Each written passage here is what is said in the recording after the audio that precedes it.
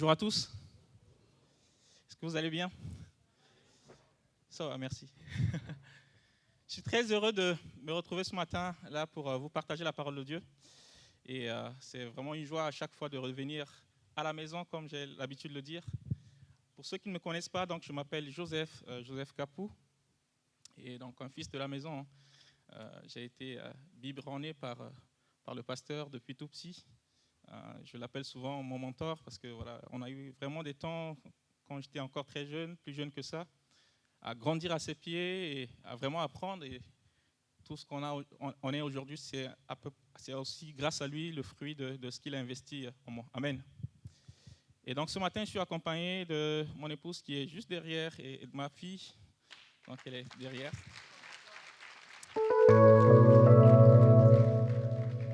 Et donc nous venons des Assemblées de Dieu de l'église Paris Métropole. Et donc je sers dans cette église en tant que pasteur également et en charge des baptêmes.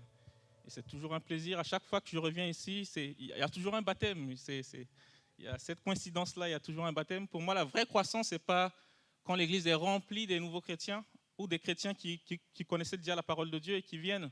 Mais c'est vraiment des personnes qui donnent leur vie à Christ. C'est ça la vraie croissance. Et quand on voit, à chaque fois, je suis de loin, je vois qu'il y a des baptêmes qui s'organisent.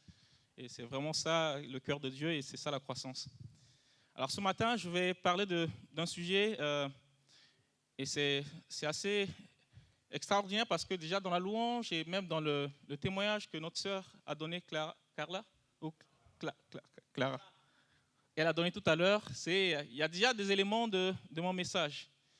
Et c'est là où on voit vraiment que le Seigneur conduit toutes choses et que sa présence est là. Et donc ce matin, je vais parler de la promesse, mais j'ai intitulé ce partage « Quand tu reçois la promesse ». C'est-à-dire quand tu reçois la promesse de Dieu, quels sont les attributs de Dieu qui rentrent en jeu quand on reçoit la promesse de la part de Dieu. Et je crois que si tu es là ce matin, c'est parce qu'à un moment donné de ta vie, Dieu t'a parlé, il t'a donné une promesse. Il y a dans la Bible, quand on parcourt un peu la Bible, on voit que l'histoire de la Bible est pour la plupart du temps marquée par des promesses. Dieu, il fait des promesses à des hommes et des femmes dans la Bible. Et la parole de Dieu dit que Dieu n'est pas un homme pour mentir, donc il veille sur sa parole pour l'accomplir. Donc on voit quelques exemples très rapidement, des rencontres que Dieu fait et des promesses qu'il a données dans la Bible. Il a rencontré Abraham, donc il va faire des promesses à Abraham, à la fois pour sa propre vie, c'est-à-dire pour son fils qu'il va avoir, Isaac, mais aussi pour sa descendance. Et donc ça m'amène à ouvrir juste une parenthèse avant d'aller plus loin pour dire qu'il y a des promesses que Dieu nous fait. Quand on lit un peu le livre d'Hébreux chapitre 11, vers la fin, on va se rendre compte que Dieu, verset 38 ou 39, il est dit que tous ces hommes et ces femmes de la Bible qui ont reçu la promesse, ils n'ont pas obtenu ce qui leur a été promis. Et donc, je viens juste de dire que Dieu, il veille sur sa parole pour accomplir, mais quelque part, on dit encore qu'ils n'ont pas reçu cela. Et ça m'interroge. Je me dis, mais finalement, Dieu, s'ils n'ont pas reçu, c'est que quelque part, est-ce qu'il a menti quand il donnait la promesse? Non, la réponse est toute simple. Donc, je fais la différence entre les deux promesses ce matin pour aller plus loin dans mon message. Parce que ces personnes, ils ont reçu des promesses. Parfois, il y a des promesses que tu reçois, mais dont l'accomplissement ne dépend pas de toi. Je m'explique. Quand Abraham il a reçu la promesse, quand Dieu lui a fait la promesse d'Isaac, l'accomplissement dépendait d'Abraham. Il devait vivre l'accomplissement de cette promesse-là. Mais Dieu va faire encore une autre promesse à Abraham. Il va dire que ta descendance va être en captivité pendant 400 ans en Égypte. Donc il va d'abord leur dire qu'il va leur donner un pays qui s'appelle Canaan, mais avant d'arriver à Canaan, ils vont passer par la case Égypte, par la case esclave. Ils vont être esclaves en Égypte. Et des années sont passées, Abraham est mort, mais la promesse était toujours là. La promesse était faite à Abraham, mais l'accomplissement ne dépendait plus de si Abraham devait vivre ou non. Parfois, Dieu peut te promettre des choses pour tes enfants, il va promettre qu'il va bénir tes enfants. Mais que tu vives ou non, l'accomplissement de la promesse va toujours s'accomplir parce que ça ne dépend pas de toi, ça ne dépend pas de si tu vis ou non, parce que Dieu a déjà relâché la parole, tes enfants ils seront bénis.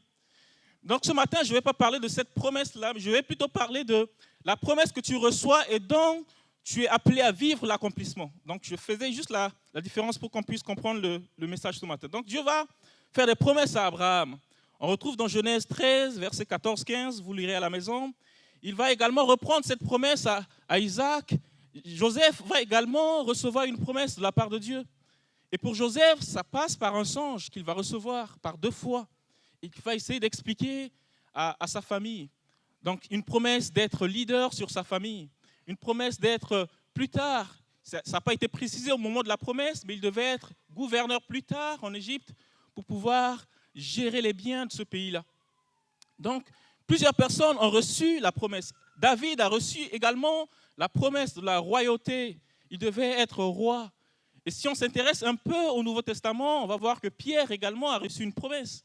Dieu va lui dire que Simon, tu es Pierre, et sur toi, je bâtirai mon église. C'était une promesse qui était rattachée à son ministère. Et il y a un passage qui va nous intéresser ce matin, et c'est sur ça que je vais vraiment rentrer dans le vif du sujet. David va dire quelque chose de très intéressant dans Psaume 138, verset 2. Il va dire « Je me prosterne dans ton saint temple et je célèbre ton nom à cause de ta bonté et de ta fidélité. » C'est pour ça que je disais tout à l'heure, on a chanté la bonté, on a chanté la fidélité de Dieu, on a témoigné de la fidélité de Dieu. Il dit « À cause de ta bonté et de ta fidélité, car ta renommée », et quand il dit « car », c'est là où il introduit la raison. Il va dire « car ta renommée s'est accrue par l'accomplissement de tes promesses ».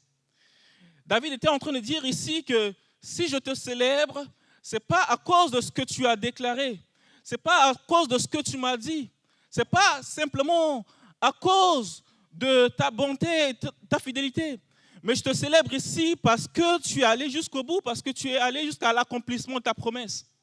Car ta renommée s'est accrue par l'accomplissement de ta promesse. Et on verra tout à l'heure ces 3 choses que David va mettre en avant. Donc, il va parler de la bonté, il va parler de la fidélité, et je vais rajouter un autre attribut de Dieu qui ne sort pas ici, qui n'est pas visible dans ce verset. La promesse, c'est quoi? La promesse, c'est simplement une parole que Dieu libère en ta faveur. Donc, Dieu va identifier, il va dire, ok, je libère une parole en ta faveur. Et c'est ça la promesse de Dieu. Et quand Dieu il libère sa promesse, mais il va veiller sur sa parole. Alors, le premier attribut ici, c'est la bonté. Pourquoi David va mettre en lumière la bonté de Dieu avant de parler de la fidélité? La bonté de Dieu, c'est l'attribut de Dieu qui rentre en jeu quand il s'agit d'élaborer la promesse. C'est parce que notre Dieu est bon qu'il va concevoir un projet bon pour nous. Donc, la bonté, c'est vraiment à la conception de la promesse. Et c'est pour ça que la Bible dit, dans Lamentation 3, versets 22-24, il est dit « Les bontés de l'Éternel ne sont pas épuisées », on l'a chanté encore ce matin. Donc, ces compassions ne sont pas à leur terme, elles se renouvellent chaque matin.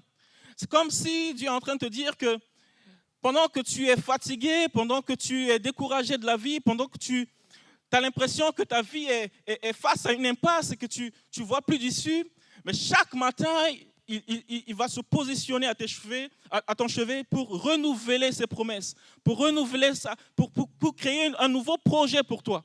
Et c'est ça la bonté de Dieu. Tellement il est bon, tellement il est parfait. Donc dans sa bonté, il va concevoir à chaque fois qu'on se lève le matin, chaque fois qu'on se réveille, chaque fois qu'il renouvelle le souffle de vie en nous, il renouvelle un nouveau projet pour toi. Il renouvelle une nouvelle promesse pour toi parce que sa bonté va être à la conception du projet qu'il a pour toi. C'est pour cela que David dit ici, je te célèbre à cause de ta bonté. Et la fidélité de Dieu, c'est quoi? La fidélité, c'est ce qui va amener jusqu'à l'accomplissement de la promesse. Donc, si je peux prendre une image, je ne sais pas s'il y a des architectes ici. En architecture, l'architecte, c'est celui qui va concevoir le projet. Il va dire, OK, on va créer ou construire une maison là. Donc, l'architecte, il va dessiner le plan de la maison. Il dit, je veux 3 chambres. Il dit, je veux une cour ici. Il dit, je veux une piscine, etc. Donc, l'architecte, c'est celui qui va concevoir le projet. Et c'est ça la bonté de Dieu. La bonté, c'est ce qui va élaborer, c'est ce qui va concevoir le projet. Et derrière, il y a le maçon qui va prendre le relais, qui va mettre brique après brique pour qu'on puisse voir la maison qui était conçue par l'architecte.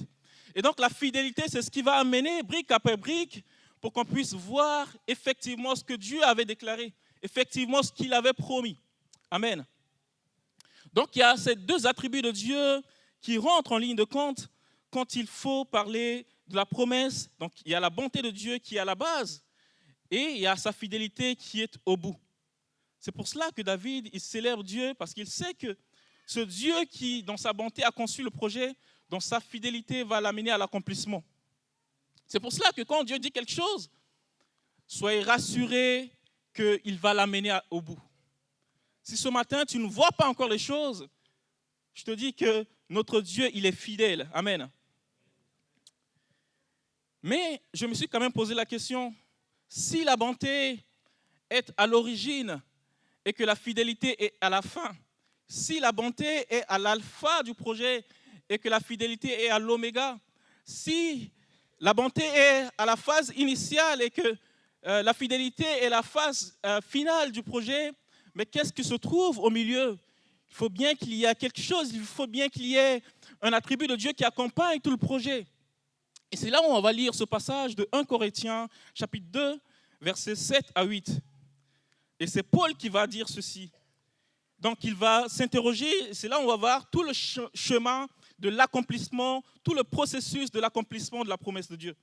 Donc Paul va dire, nous prêchons la sagesse de Dieu, mystérieuse et cachée, que Dieu, avant les siècles, avait destinée pour notre gloire. Sagesse qu'aucun des chefs de ce siècle n'a connue, car s'ils l'eussent connue, ils n'auraient pas crucifié le Seigneur de gloire. Waouh! Ici, Paul vient de nous donner la troisième clé. Il dit, il y a certes la bonté de Dieu qui conçoit le projet, qui élabore, qui est au début de la promesse. Il y a sa fidélité qui amène la promesse jusqu'au bout.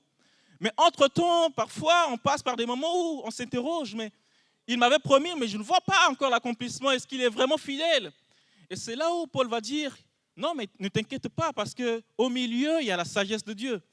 Le troisième attribut de Dieu qui rentre en jeu quand on a la promesse de Dieu, c'est la sagesse de Dieu. Il dit, nous prêchons quelque chose que les chefs de ce monde ne maîtrisent pas.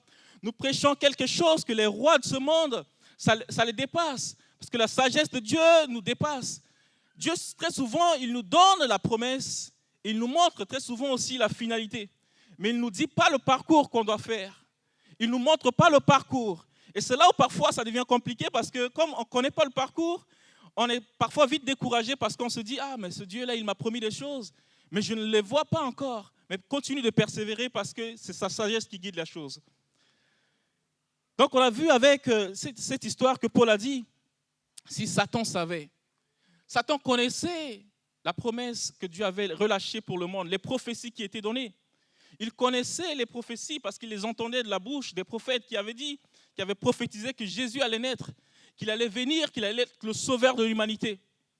Il connaissait la finalité de la mission de Jésus. Satan le savait, mais il ne savait pas le parcours de Jésus. Il ne connaissait pas ça. Dieu l'a caché. C'est pour cela que Paul dit, si eux, ils savaient, ils n'allaient pas crucifier Jésus. La semaine dernière, on a fêté la Pâque. On a fêté la crucifixion et la résurrection de Jésus.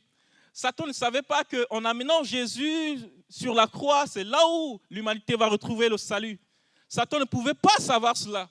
Il connaissait simplement qui était Jésus et sa mission. Il connaissait la fin de la mission de Jésus, mais il ne savait pas le parcours, il ne savait pas le processus par lequel Dieu allait opérer cela. Et c'est ce que Dieu a caché dans sa sagesse. Et si on va plus loin dans ce verset, dans ce passage, il est dit que c'est Dieu qui nous révèle. C'est une sagesse que Dieu nous révèle. Donc nous sommes ses enfants, il nous révèle parfois ses sagesses. Mais il n'est pas obligé de les révéler. Et donc pour Jésus, c'était le cas. Joseph également, quand il va recevoir ce songe, il va recevoir en quelque sorte cette promesse de la part de Dieu, qu'il allait être au-dessus de sa famille, au-dessus de ses frères et ses sœurs. Mais il ne connaissait pas le parcours, il ne connaissait pas le processus. Dans le rêve de Joseph, vous êtes d'accord avec moi que dans le rêve de Joseph, il n'y avait pas la maison de Potiphar. Il ne voyait pas la maison de Potiphar. Dans le rêve de Joseph, il ne voyait pas qu'il devait être vendu. Dans le rêve de Joseph, il ne voyait pas qu'il devait être haï. Dans le rêve de Joseph, il ne voyait pas qu'il devait subir des faux témoignages de la part de la femme de Potiphar. Dans le rêve de Joseph, il ne voyait pas qu'il devait rentrer par la case prison à un moment donné de sa vie avant d'accéder à la royauté. Donc tout ce processus, tout ce parcours était caché dans la sagesse de Dieu. Et c'est ce qui nous dépasse très souvent quand on reçoit la promesse de Dieu. Oui, Dieu nous montre, à la fois il relâche la parole, il montre la finalité, mais on ne connaît pas le processus.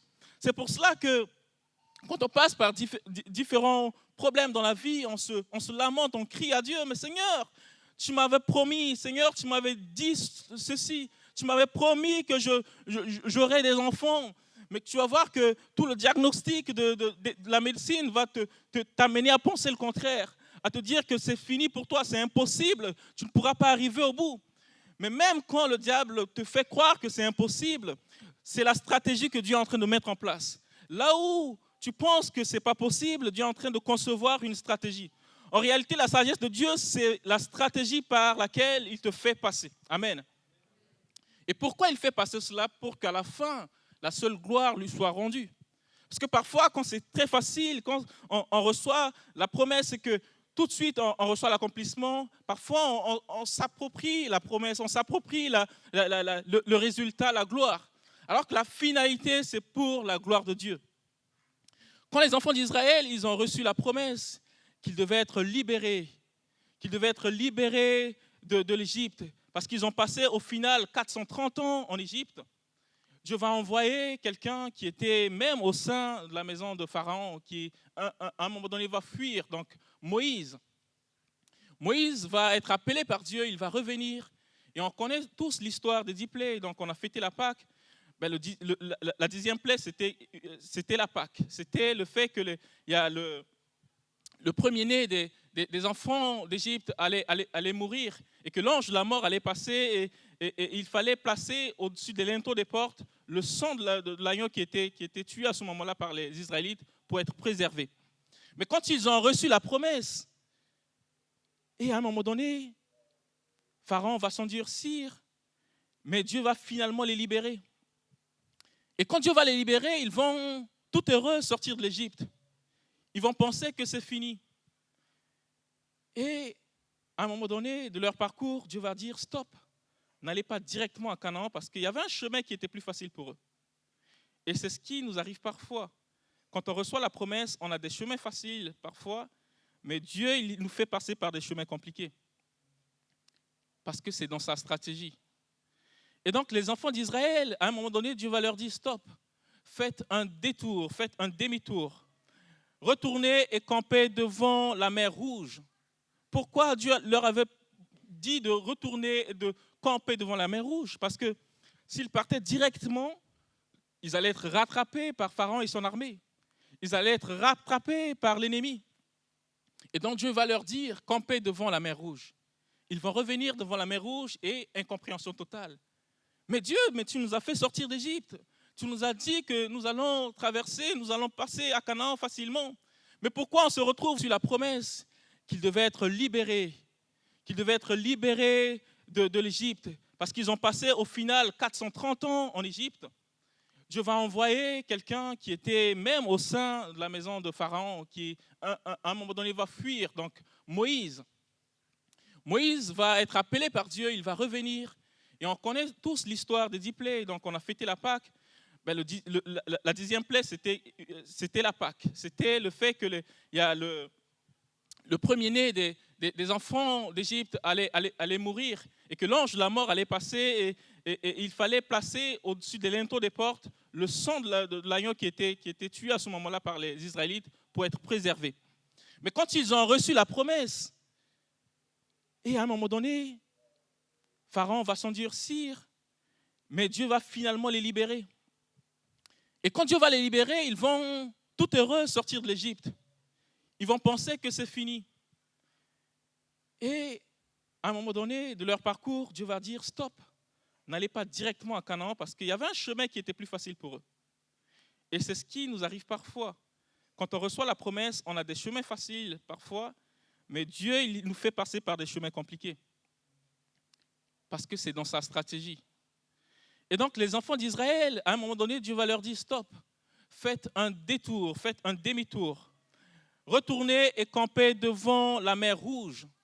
Pourquoi Dieu leur avait dit de retourner et de camper devant la mer Rouge? Parce que s'ils partaient directement, ils allaient être rattrapés par Pharaon et son armée. Ils allaient être rattrapés par l'ennemi. Et donc Dieu va leur dire, campez devant la mer Rouge. Ils vont revenir devant la mer Rouge et incompréhension totale. Mais Dieu, mais tu nous as fait sortir d'Égypte. Tu nous as dit que nous allons traverser, nous allons passer à Canaan facilement. Mais pourquoi on se retrouve là devant la mer Rouge? Pourquoi ça devient si compliqué? Pourquoi ça devient si intense? Pourquoi la douleur s'accentue? Mais Dieu, tu m'as promis telle chose, tu m'as promis que oui, je devais avoir ce travail, mais pourquoi quand je passe des entretiens, ça devient compliqué? On me refoule à chaque fois, je n'arrive pas à comprendre. Pourquoi? Parce que là, il y a une porte qui était facile. Il y avait une relation qui pouvait me favoriser pour que je puisse trouver ce travail. Mais tu me dis non, ne prends pas ce travail, passe par un autre chemin. Mais pourquoi tu me fais passer par ce chemin? Et c'était ça le cri des enfants d'Israël à ce moment-là. En face de la mer Rouge, ils étaient dans l'incompréhension, ils ne comprenaient pas la sagesse de Dieu en ce moment. Ils criaient, mais Moïse, pourquoi tu nous as ramenés là? On était bien en Égypte, mais tu nous as ramenés ici pour nous tuer ou quoi? Alors que dans le plan de Dieu, dans la sagesse de Dieu, il était question de passer par la mer Rouge pour que derrière, Pharaon et son armée soient engloutis par la mer. Et c'est pour ça que Dieu va dire, les Égyptiens que vous voyez aujourd'hui, demain vous ne les verrez plus. Pour que les enfants d'Israël soient totalement épargnés de la main de Pharaon et son armée. Amen. Donc parfois, Dieu, dans sa sagesse, nous fait passer par des choses d'apparence compliquées. Mais derrière, il a une stratégie bien élaborée. Il a une stratégie bien pensée pour que derrière, nous soyons totalement libres, totalement libérés du joug de l'ennemi. Amen. Et c'est ce que Dieu va faire avec Joseph également. Quand Joseph va recevoir la promesse. Et parfois, c'est simplement que quand on reçoit la promesse, on n'a pas encore la maturité pour vivre l'accomplissement. Joseph, quand il a reçu la promesse, et parfois Dieu permet à ce que, dans sa sagesse, il nous fait passer par des situations pour travailler notre caractère. Joseph, il avait simplement 17 ans quand il a reçu la promesse. Et la Bible dit qu'il était encore enfant, on l'a qualifié d'enfant, alors qu'à l'époque, quand tu avais déjà 12 ans, à cette époque-là, tu étais considéré déjà comme un homme en Israël. Mais on l'a qualifié d'enfant parce qu'il n'avait pas encore la maturité nécessaire, la capacité nécessaire pour supporter ce que Dieu avait prévu pour lui. C'est pour ça que Dieu va le faire passer par des choses. Et si on s'intéresse de près à l'histoire de Joseph, on voit que c'est quelqu'un qui était privilégié parce qu'il était dans une famille où son père était riche. Quand son père quittait la maison de Laban, son beau-père, il avait emporté une bonne partie de richesse. Et même son père, Isaac, l'avait béni avec la richesse. Donc Jacob était riche et donc Joseph avait hérité cette richesse de la part de Jacob. Joseph avait une situation particulière, une situation privilégiée à ce moment-là. C'est pour cela que ça a suscité parfois la haine de ses frères. Mais Joseph, on peut qualifier quelque part dans son histoire qu'il manquait de sagesse ou qu'il manquait d'humilité parce qu'à chaque fois qu'il se prononçait, même par rapport à ses songes, il se mettait tellement en avant parce que son caractère n'était pas encore assez travaillé. C'est certainement pour ça que Dieu va le faire passer par différentes situations. À chaque fois, il disait « je », il disait « moi », il disait « je », il disait « moi », quand il recevait quelque chose de la part de Dieu. Mais vers la fin de la vie de Joseph, ou quand il devait sortir de la case-prison, il y a quelque chose qui est très intéressant quand vous lisez Genèse chapitre 37, pour connaître bien l'histoire de Joseph. Vous allez voir que quand on va lui demander où est-ce qu'il a trouvé la sagesse pour interpréter le rêve de Pharaon, là, Joseph ne va plus se mettre en avant. Il va maintenant dire, ce n'est plus moi, mais c'est Dieu. Amen. Ce n'est plus moi, mais c'est Dieu, parce qu'il a compris. Il est passé par la case sagesse de Dieu. Il est passé par là où Dieu voulait forger son caractère. Finalement, il ne se mettait plus en avant. Il dit, maintenant, ce n'est plus moi, c'est Dieu. Et c'est parfois là où Dieu veut nous amener. Quand on est tellement sûr de notre capacité intellectuelle, parfois, on est tellement sûr de nous-mêmes, de nos forces. Et parfois, on aime se mettre en avant et Dieu va nous confronter à cela. Il va nous mettre dans des situations où on est dépourvu, on n'arrive plus. Et c'est là où, à la fin, on va dire, ah, mais ce n'est plus moi, mais c'est Dieu. Amen. Parce que ce n'est plus toi qui vis, mais c'est Christ qui vit en toi. Parfois, Dieu, et très souvent, et je dirais même toujours, ce n'est pas toi que Dieu veut élever, mais c'est Christ que Dieu veut élever au travers de ta vie. C'est pour cela qu'il veut travailler ton caractère, pour qu'à la fin, Christ soit élevé dans ta vie. Donc, on a ces trois attributs de Dieu qui rentrent en compte quand on parle de la sagesse de Dieu. on a sa bonté qui conçoit le projet. Et on sait que le diable, il n'est pas bon. C'est pour ça que tous les projets qu'il conçoit pour nous sont mauvais. Et Dieu, à contrario, il est bon, il est super, il est parfait. Donc tous les projets qu'il va concevoir sont parfaits. Et donc sa sagesse va nous guider petit à petit pour nous amener vers la fidélité qui va accomplir la promesse de Dieu. Et donc si tu es là ce matin et que Dieu t'a promis des choses, on a écouté le témoignage de notre sœur. Et je disais que c'est une partie du message, parce que j'avais cet exemple en tête, de quelqu'un qui prie, un parent qui est en train de prier pour son enfant, et qui dit, mais depuis, tu m'as promis que cet enfant va se détourner de ses mauvaises voies et va venir à toi.